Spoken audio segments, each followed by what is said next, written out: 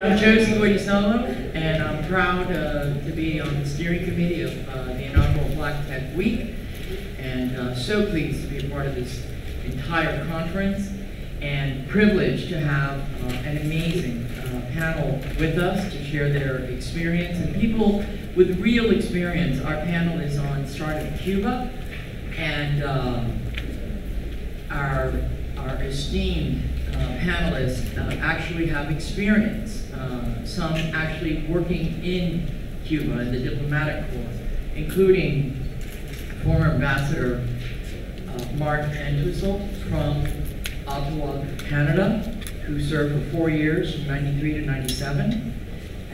As ambassador, he also had diplomatic served as ambassador to the Kremlin when it was the Kremlin. From Canada. Canada never broke diplomatic relations with Cuba. We have Senator Bullard, State Senator Bullard from the Florida State, for the Florida House of Representatives. And we have Mr. Fernando Anillo, who is legal counsel, chief legal counsel for Florida Crystals, a Fortune 100 company that in another iteration was really founded in Cuba, correct? So we want this, and there'll be some question and answer afterwards, but as you know, there's something called 17D, 17D, which is the day that the United States, there was a change in policy. President Obama essentially used his powers to mitigate a change in reestablish our policy with Cuba. So, having said that, I'm going to ask Ambassador Entwistle, there were 6 meetings in Canada leading up to, just for a little bit of background, leading up to a meeting that took place at the Vatican. This is 56 years in happening. So please explain how this came to be and what a roadmap of what you expect it to, how it will evolve, because it is an evolutionary process. Well, thanks, Josie. Of course, on that particular question, one could probably talk all day, but I'll be very quick and succinct. I think on December 17th, which, as Josie mentioned, the Cubans call, D17, which is kind of interesting because it has all kinds of, like D-Day type imagery, and that kind of captures how fundamentally important what happened was. I think both presidents really undertook what I consider to be a disruptive act and showed a kind of political leadership in the face of obstacles on both sides that one rarely sees in the world anymore, frankly. President Obama, we understand. President Castro, though, has his own domestic politics to deal with, and this was clearly a piece of coalition building in a way inside the Cuban political leadership as well. The first stage of this engagement, to even allow them to make that announcement a few weeks ago, as Josie mentioned, was a very top secret set of talks, led by personal representatives of both presidents. My understanding is, to a very large degree, the professional foreign policy establishment was kept very much out of the loop, purposefully, which probably was exactly the right decision. How they kept these talks secret in 3 capitals and 3 countries is really, frankly, a bit of a mystery to me, but it is a process that remains steeped in secrecy. They had to do it so secretly because they had to create precursor conditions to allow the public announcement, and essentially it was a prisoner swap to clear out some short-term irritants in the relationship that would have prevented it going forward in any way, shape, or form. We're now moving into another phase. That sort of secret private phase has been replaced by a much more public one. We now have a process underway which is led by professional diplomats at senior levels in the State Department and in the Cuban Ministry of Foreign Affairs. And in fact, the Cubans arrived today for the second round. They'll be in Washington, D.C. Those talks began in mid-January when a State Department delegation went. Clearly, it's a historic process, but I would be obliged to say that there are many challenges along the way, many big and thorny issues that they have to get at, and it will require the sustained political will that got them to December 17th to get them through this. And it really is just the first step, because it's to literally, right now we're talking, I mean, there's a whole, and I'm gonna ask Rolando about this, but just so everybody's very clear, the embargo is still in place, and Helms-Burton is still in place. Rolando, what is on the table in Washington right now for these talks? And by the way, it's led by 2 women on both sides. Yeah, thank you for inviting me. Basically, right now, it's some misunderstandings on the initiative, on the proposals. Right now, it's more clear that the first step is just to establishing diplomatic relations. And the first step in diplomatic relations is to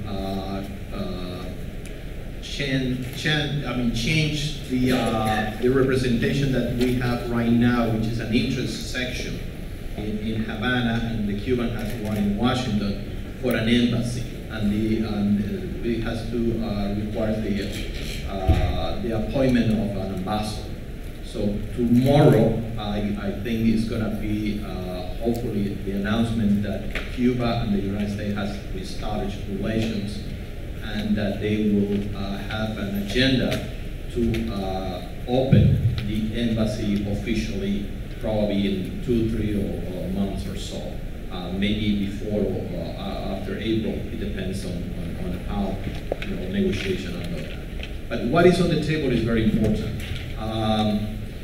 The U.S. delegation is saying that they don't want to have an embassy that doesn't have the opportunity to interact with the Cuban people, and to basically they want to have an embassy like they have in any other part of the world, where the Cuban people can go to the embassy not only for a visa, but also to get training, education, information, and they don't want any limitation on that.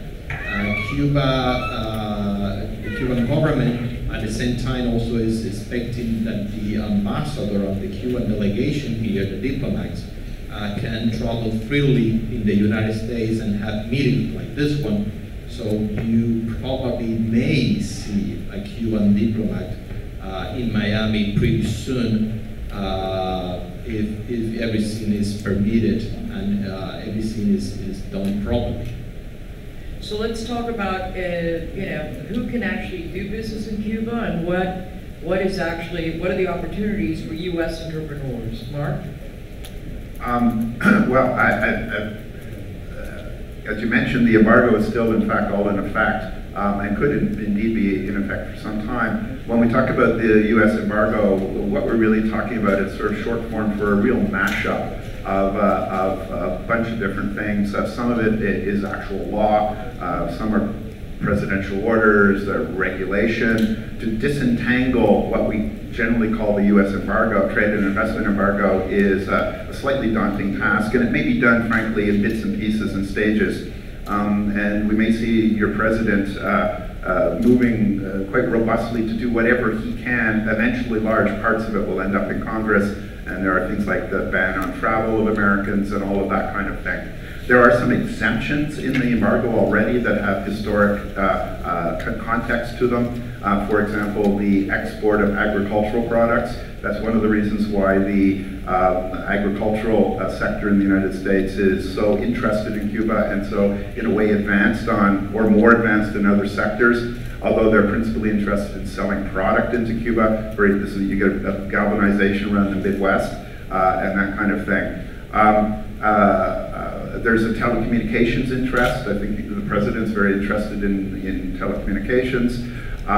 This is a tricky sector, I will have to say, partly because it's so politicized in all countries. Even in my own country, it's a very politically sensitive sector. It's very regulatory, how you deal with bandwidth issues, et cetera, but there are clear telecommunications needs in Cuba, and obviously the United States has great expertise in this. Over time, when U.S. business is able to go and actually do real business, not all U.S. business will be able to do what they want to do in Cuba, frankly because the Cubans may not be interested. My advice to U.S. business in general is to listen very carefully to what the Cubans themselves tell you, because they have very specific needs, very specific sovereign economic development priorities. So for those businesses that that coincide with the interests of the Cubans, it could be a great deal of opportunity in a whole variety of sectors. For those where the alignment's not there, it may have to wait for some evolution of the Cuban economy before business is possible. Thank you. Senator Pollard, strategically, what's at stake for the state of Florida, and how is the state preparing?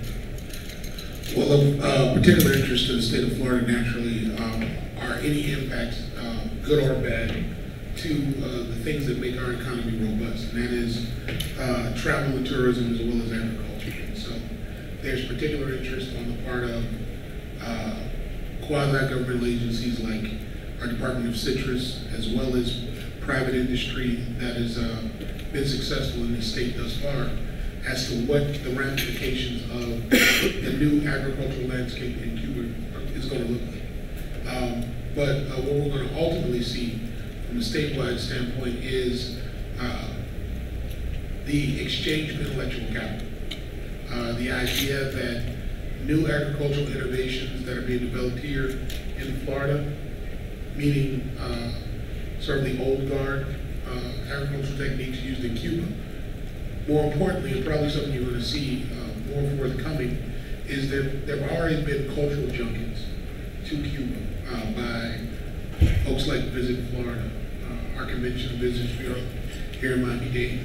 And so what you're going to see is the development of cultural exchange programs between the island and the United States. And with Florida being, in essence, the intermediary in bridging that. And so you're going to see naturally, and we've seen periodically over the years, slow influxes of Cuban artists being able to come into the U.S. and perform. What you're going to see is probably a more robust and transparent cultural exchange, whether it's from the visual and performing arts to possibly even adjunct professors coming between universities. So I would definitely anticipate a growing relationship with the Cuban government and the state of Florida over the next few years. So we have, and literally there's a timeline, because the president has about a year and a half left. It's 2 years, so there's a real countdown. The same way we're being counted, there's a countdown. So on the U.S. side, it's not just the president.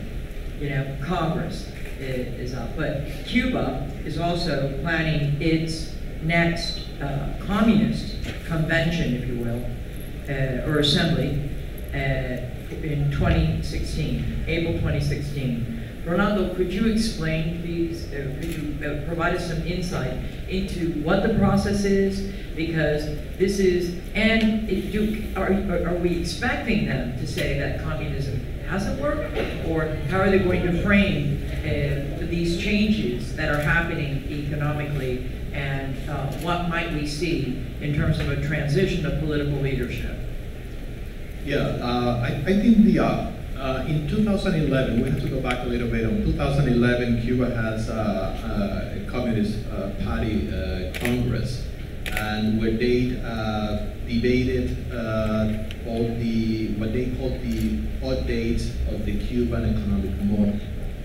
It's a very unique definition. They don't want to call it reforms, but that's being, everybody's referring to Raúl Castro reforms, economic reforms.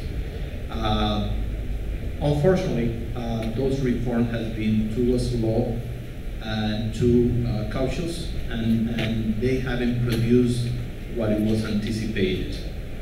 Nevertheless, the key of the reforms, the changes in the Cuban economic model is the country is not able to continue supporting the social programs. It's a socialist country, and they need basically wealth so they can share the wealth and continue all the social programs that have been very successful for many years in Cuba. Bring me the card. So that's the key that was presented to the Cuban Congress and the Cuban people in 2011. In the last 4 years, Cuba hasn't been able to attract foreign investment as needed. They have some important projects going on. So basically, this new Congress that is going to be next year and on the agenda that is going to be published probably in a couple of months will discuss and going to try to go deeper into what is needed in Cuba to revitalize the economy and to attract foreign investment. And also, and this is important to mention, is going to be the opportunity of the new change in the U.S. policy by empowering the Cuban people. So the Cubans and the U.S. Government has realized that by empowering the Cuban people, creating the independent Cubans, is the opportunity to stimulate the economy and create a foundation for a major participation and more participation of the Cuban population in economic decisions.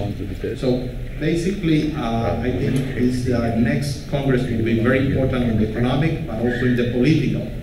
So basically, we are seeing not only an evolution, but also we are in a transition to probably a more institutionalized regime with a little more legal background and infrastructure to support or to try to maintain the regime for a longer period of time. And who do you see specifically, who are they talking about as the new head of a Cuban government? They already designated a vice president. Is someone, I think he's 55-year-old. Is a different generation. His last name is Diaz-Canel. He's he's a very low-key person right now. He's taking very small steps because he needs the support, of course, of the military and of course from the party.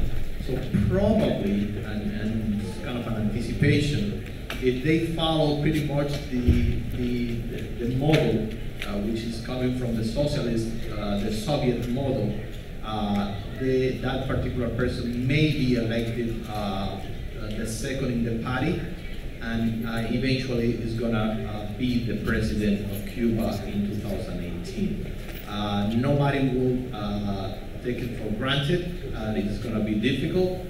There are some comandantes, people, revolutionary leaders that are still, even though they are in the 80s, they feel strong enough to take control. But that's much of the Thank you. Now, Cuba, it depends who you get the numbers from, but some people will tell you that it's 10% Afro-Cuban, 30%, 40% mestizo or mulatto, and 30-odd% white.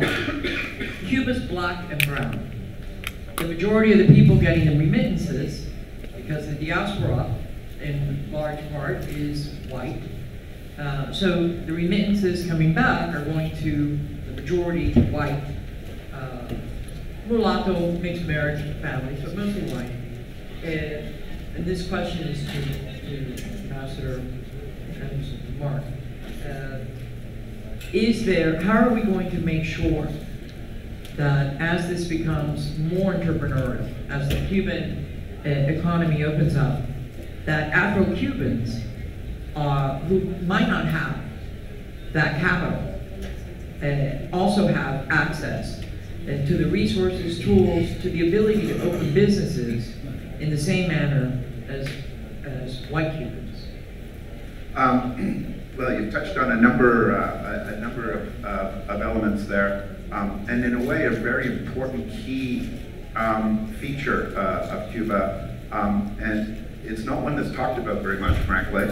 One of the reasons it's not talked about very much, and that's the sort of the race profile of Cuba, is in the traditional, historic, both pre-revolutionary and post-revolutionary nationalist narrative of Cuba. The question doesn't exist. There is no race question. There's a Cuban national identity, which is essentially mulatto. There's a famous book in the United States called The Browning of America. The Cuban version would be long ago browned, and it's a part of the kind of Cuban political culture.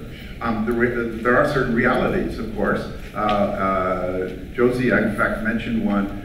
The Cuban economy takes in quite significant amounts of money in remittances from Cubans living outside the country, largely in South Florida, in New Jersey, but also in other countries, Spain, Mexico, other places.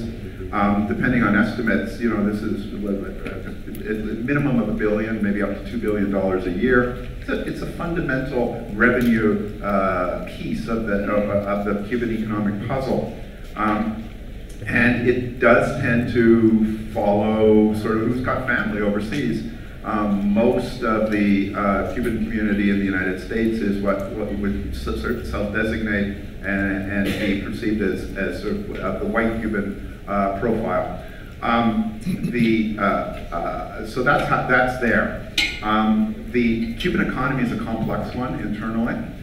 You probably have, I would argue, maybe 3 Cuban economies now all jumbled together, existing simultaneously. You have the state economy, which is the overwhelming majority of Cuban economic activity by far. These are state-owned operating companies. Long ago, by the way, back in the mid-90s, the Cuban government broke up the old Soviet-style command economy ministries that used to actually try to run businesses. They split them up into, they created operating companies that do operate on a profit motive. They're expected by the state to make money, not simply to employ people, but to make money. But they dominate, of course, the economy. There's been a creation of a small private sector, which is growing in the Cuban context in leaps and bounds. It was space opened up, frankly, because the government of Cuba needs to move about 1.5 million Cubans off the state payroll. They realized some time ago that the state cannot afford to do this. In old kind of command economy style models, the state would subsidize false employment. So you had full employment, but lots of people were in fake jobs and weren't fully employed. The state can't afford this anymore. But these people, Cubans, they're essentially firing from the payroll. Large numbers of Cubans, they have to go somewhere. So systematically, it may look very slow from the outside, but relentlessly and systematically, they've been opening up this sector. It's largely run all these private restaurants and cafes and bars that are growing, like exploding like mushrooms or growing like mushrooms in Cuba. That's still a relative sliver of the Cuban economy. Another, and in a way, for me, more interesting sector is what is essentially the quasi-privatization of state sectors through what would be the Cuban equivalent of a management buyout, where state companies are now being sold to their employees. And that's started in agriculture, very active in agriculture, cut their teeth, and now they have what they call, in Cuban parlance, the Cubans have very specific language to describe all these things. These are called urban cooperatives. That movement, Cuban economists predict, will markedly accelerate through this year. There could be 1,000 of these new companies created, according to estimates. And that's where you're starting to get a much more popular engagement in running private business. And as their regulatory framework catches up to the creation of these cooperatives, these quasi-privatized companies, and they deal with issues like access to capital to run them.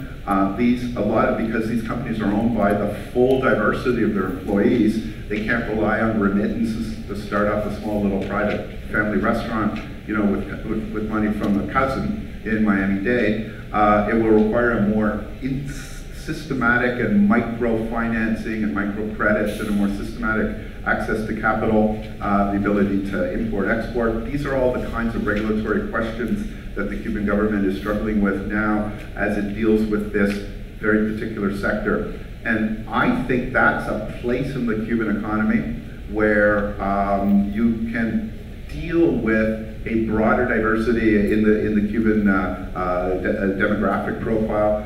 It would be frankly put, a new, innovative, and very interesting space for Black American entrepreneurs, given the context of what we're doing this week, to look at, and I think it's one of the more exciting pieces of the Cuban economy as it moves through 2015. Thank you.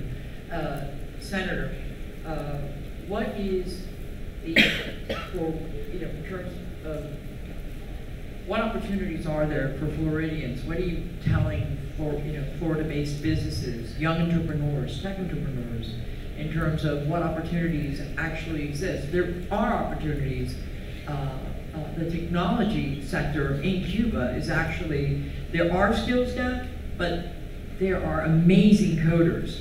There are amazing people doing web design, building, and who are brilliant at what they do with far less resources. So can we talk about what opportunities are there for students and what the state is actually doing to educate people about this? Well, one of the first sectors that sort of escaped the interest of a lot of folks was the burgeoning pirate radio industry. And in its existing infrastructure, naturally, it's antiquated. So when you start thinking about internet-based radio, internet-based music providers, and the opportunity, again, for that 21st century cultural exchange to exist, you're going to get an opportunity to see that explode. And so between that and your, just in general, ramping up the broadband infrastructure, or the internet infrastructure, or the telecommunications infrastructure in Cuba, as we start to see the embargo adjust and ultimately fade away. I mean, we can't not say that that's not the direction that we're ultimately going. I mean, well, we're speculating, but we can't say it. Well, it hasn't happened yet, but yes. In the world of politics, let me speak to this. When the horse leaves the stable, it leaves the stable. Right? And so I'm not speaking in hypothetical, I'm speaking in the historical fact that when systematic changes like this happen, you're going to see movement. It's not tomorrow movement, but movement nonetheless. And so you're going to see those opportunities present themselves. And in the world of the internet, as 21st century tech entrepreneurs know, it's right now it's a free and sort of free-flowing existing intellectual highway, right? I mean, you're able to correspond with people in other countries relatively free now. And so the questions of net neutrality and the ability to leave the internet open and accessible here in the United States is going to have direct ramifications on Cuba. And one thing I would say, speaking from a purely political standpoint, because I do that on occasion, right? The 2016 presidential election, Cuba, business growth in Cuba, opportunities in Cuba, is going to be a central issue considering who's already stepped out and said they're running. When you're talking about a former governor of the state of Florida now possibly being put in a political debate with a former Secretary of State who, in essence, ushered some of these changes in, it makes growth in Cuba a central talking point on foreign policy for the next year and a half. So you're going to start to get inferences and notions about what the direction of the next administration and the will of the next presidential administration is going to be. You're going to be getting those hints in sound bites again, for the next 18 months. But you know, it's interesting that you bring up net neutrality. And I mean, in our country, in the United States, over 63% of our schools don't have Wi-Fi at levels that allow teachers to adequately teach children. So imagine we're going into a country that doesn't have a lot of money. They don't, they're private reserves, we don't even know what those are. They've had problems paying bills. How are we going to get everybody up to speed? Because yeah, I think it's great, you know, we're going to do all this internet, broadband. You know, in this country, we've been looking at redefining what Wi-Fi means. Because frankly, it's the poorer school districts in our nation that cannot afford what it costs. And it's funny you bring that up. I had a chance to go with on a State Department junket to North Africa. And the folks in Tunisia are wrestling with the same issues in light, in lieu of what has happened with the Arab Spring. And how do you bring technologies to these rural areas? And what those countries have done is basically said, we're going to make a demand to suppress what you're basically charging other countries for their internet infrastructure. So in order to get that here, we're going to subsidize as a government the expansion of internet into our country. And if you want to deal with us in terms of revenue sharing or even providing those resources, it's not going to be at exploitative levels. We're not going to allow you to just come in and cannibalize existing industries. So companies like AT&T, companies like Comcast have had to, by law of those countries, partner with the local homegrown providers in order to make it happen. I would suspect, you know, with a government like the Cuban government in its current existence, something similar will happen. All right, we are being counted down, but I'm going to ask our esteemed panelists to one takeaway, or top 3 takeaways on Cuba for this audience. 3 top takeaways that they need to know, and you know, a sentence each. Ronaldo? Okay, very important. I don't know if you know that there are some Cuban students participating already in Miami-Dade classes and training. So now the regulations, it's been quite a while, but now it's probably easier. If you are interested in immersion programs in Cuba, there is an opportunity. So I think you need to do a little research, but that's an opportunity to know your neighbor a little better outside the spectrum from Miami-Dade. That's an opportunity, that's something that you should consider. The second one that is important, I'm talking about technology, is that for the first time in 56 years, a US person is allowed to import from Cuba software, technology, information, materials. So you may have some Cuban partners in the future if you are interested in technology.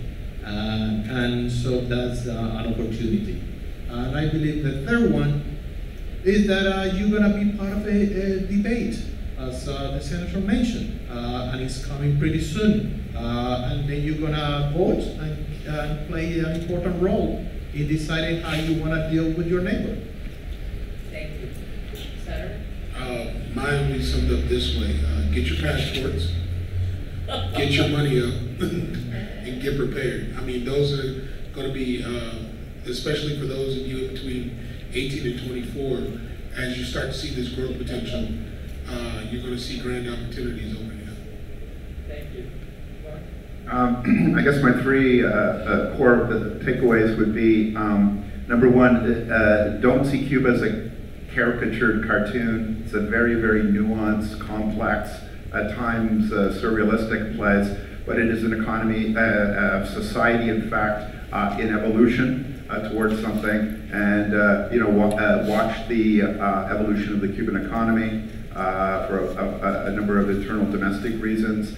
I think if there are 2 trends in 2015 in Cuba to watch, the first is the coming unification of the currency, which I won't even get into because that story would take us all day. But the Cuban government has announced that it will create a single unified currency, which is extremely important to Cubans and its effect in the Cuban economy. And lastly, I would just highlight what Rolando mentioned about the coming probable term limits, which Raul Castro announced the intention to do some time ago, where you would have a Cuban president with limited to 2 terms of 5 years each, which means the unthinkable may happen in our lifetimes, that Cuba by literally 2018 may be without a Castro at the helm, and you may have what in our own North American politics would see as a lame duck presidency by as early as 2017. And what that means for the future, but it means the political situation will be fascinating in Cuba over the next few years. Thank you so much to everybody, and thank you for being here.